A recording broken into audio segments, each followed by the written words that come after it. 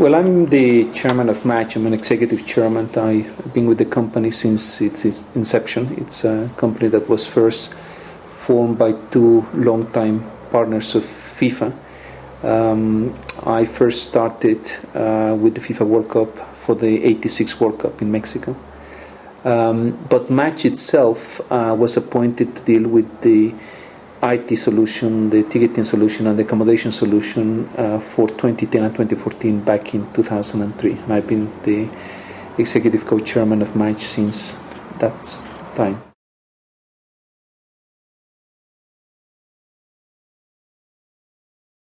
Well, I think I'm not entirely sure whether it's right to say that the recession hasn't hit the sales process. I think it's fair to say that the popularity of the World Cup is such that whatever happens, we're going to be well oversubscribed. So there is no question about that. I think that already during the first sales phase, the number of tickets that have been applied for are far in excess of the capacity we have. So in that regard, we appear to be immune from the economic situation the world is facing today, but that's purely a reflection on the popularity of the World Cup. How many more times we would be oversubscribed if there wasn't an economic crisis? That I wouldn't be able to guess.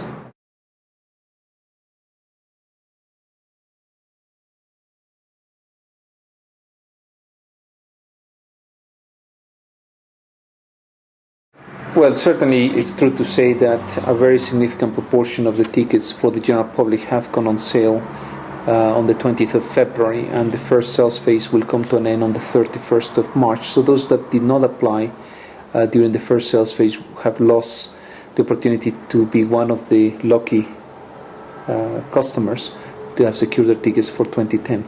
There will be other sales phases, but certainly the lion's share of general public tickets did go out for sale at the beginning of this sales phase. And it would be unfortunate if they missed both.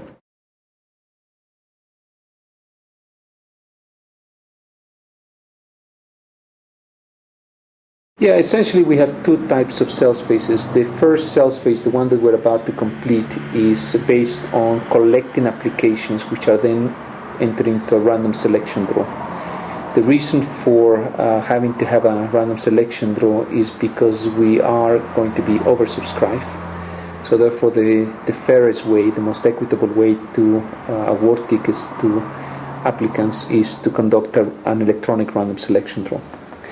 The next sales phase will be on a first-come, first-served basis, and essentially what happens is from time to time we're able to release new inventory of tickets, and those tickets will go on sale and they will be offered on a first-come, first-served basis.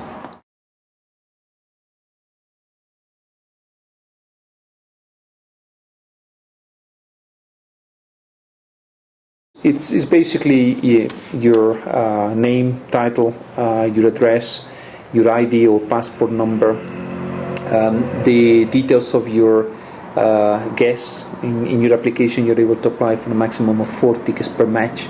So it therefore follows that in addition to the main applicant, there will be 3 other individuals. We don't need for the other 3 individuals their postal address, for example, but we do need that from the main applicant.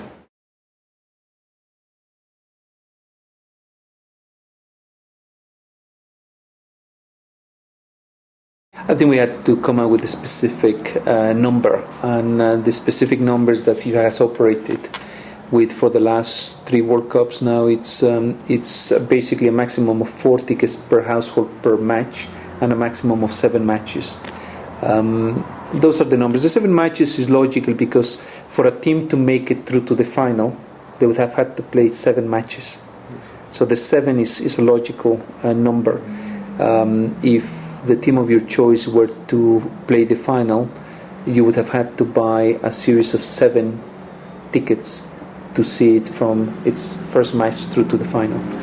As to the 4, it's a number that we believe is reasonable. It doesn't stop you from obviously questioning the number, because there are obviously families that have got more than 4 individuals. But as I say, that's the number that we use.